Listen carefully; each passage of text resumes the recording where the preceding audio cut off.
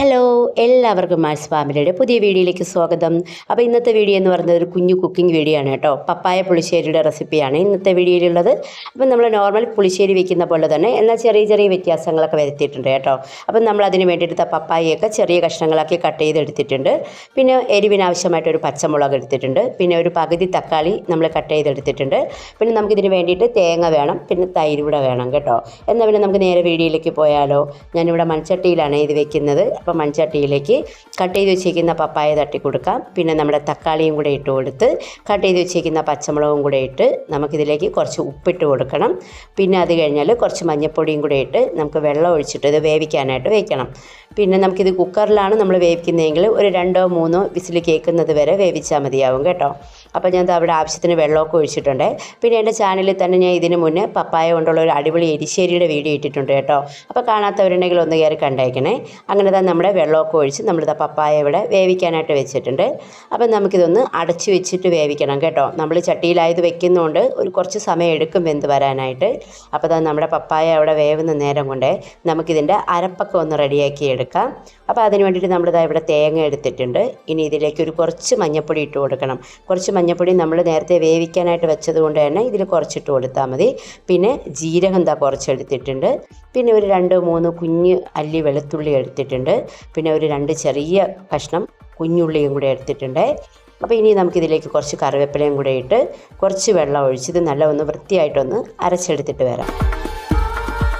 അങ്ങനെ നമ്മുടെ അരപ്പെല്ലാം കറക്റ്റായിട്ട് അരഞ്ഞ് കിട്ടിയിട്ടുണ്ട്. അപ്പോൾ ഈ സമയം കൊണ്ട് നമ്മുടെ പപ്പായയൊക്കെ ഒന്ന് വെന്ത് വരുന്നുണ്ട് കേട്ടോ. അപ്പോൾ അത് നമുക്കൊന്ന് തുറന്ന് നോക്കാം.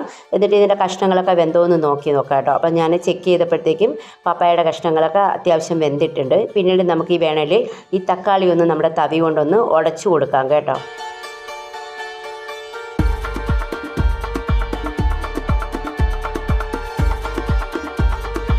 അങ്ങനെ നമ്മുടെ പപ്പായയൊക്കെ കറക്റ്റ് വെന്തിട്ടുണ്ട്. നമുക്ക് അരപ്പ് അതിലേക്ക് ഒഴിച്ചു കൊടുക്കാം കേട്ടോ. അരപ്പ് ഒഴിച്ചിട്ട് നമ്മൾ ഒരുപാട് വെള്ളം ചേർക്കുന്നില്ല. ആ അരച്ച അരപ്പിലെ വെള്ളം തന്നെ ഇരിക്കുന്നുണ്ട്. ഇത് നല്ലോണം ഒന്ന് തിളച്ച് വരണം കേട്ടോ. അപ്പോൾ തിളച്ച് വരാൻ വേണ്ടിയിട്ട് നമുക്കിതൊന്ന് അടച്ചു വെച്ച് തിളപ്പിക്കാം.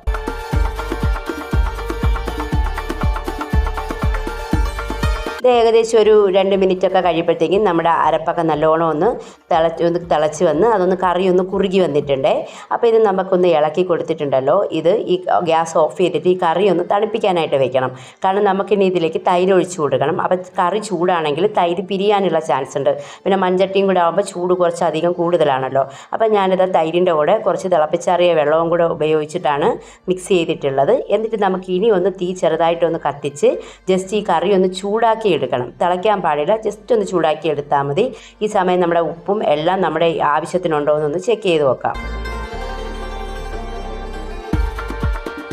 അങ്ങനെ ഇനി നമുക്ക് കടുക് വറക്കേണ്ട ആവശ്യമുണ്ട്. അപ്പോൾ കടുക് വറക്കാനായിട്ട് ഒരു പാന് ചൂടാക്കിയിട്ട് നമ്മളിതാ കടുകൊന്ന് പൊട്ടി വരുമ്പോഴത്തേക്കും ഉണ്ടല്ലോ അതിലേക്ക് കുറച്ച് കുഞ്ഞുള്ളി അരിഞ്ഞതിട്ട് നല്ലോണം ഒന്ന് വഴറ്റിയെടുക്കണം.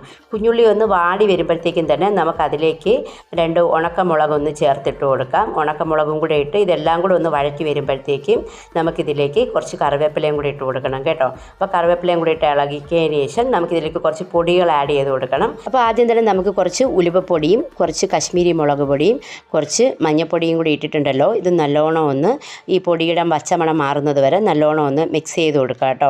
മിക്സ് ചെയ്ത് കൊടുത്ത് നമ്മുടെ കടുക് വറുത്തതെല്ലാം ഓക്കെ ആയി വരുമ്പോഴത്തേക്കും ഗ്യാസ് ഓഫ് ചെയ്തിട്ട് നമുക്കിതൊന്ന് തണുക്കാനായിട്ട് വെക്കണം. ആ സമയം കൊണ്ട് തന്നെ നമ്മുടെ കറിയും നല്ലോണം തണുത്തിട്ടുണ്ട്. എന്നിട്ട് നമുക്ക് ഈ കടുക് വറുത്തത് ഈ കറിയിലേക്ക് ഒഴിച്ചിട്ടുണ്ടല്ലോ എല്ലാ ഭാഗത്തും മിക്സ് ആവുന്നത് പോലെ നല്ലോണം ഒന്ന് ഇളക്കി കൊടുക്കാം. നമ്മളിപ്പോൾ ഈ കടുക് വറുത്തതായാലും കറിയായാലും ചൂടോടെയാണ് ഇരിക്കുന്നതെങ്കിൽ നമ്മൾ തട്ടിക്കൊടുക്കുമ്പോൾ ഈ തൈര് പിരിയാനുള്ള ചാൻസ് ഉണ്ട്. ഇപ്പോൾ തന്നെ നമ്മുടെ കറിയെല്ലാം നല്ല അടിപൊളിയായിട്ട് റെഡി ആയിട്ടുണ്ട് കേട്ടോ.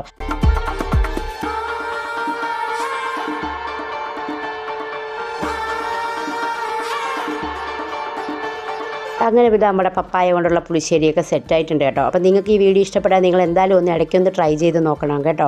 എന്നാൽ പിന്നെ നമുക്ക് കുറച്ച് ചൂട് ചോറിൻ്റെ കഴിച്ചു നോക്കിയാലോ.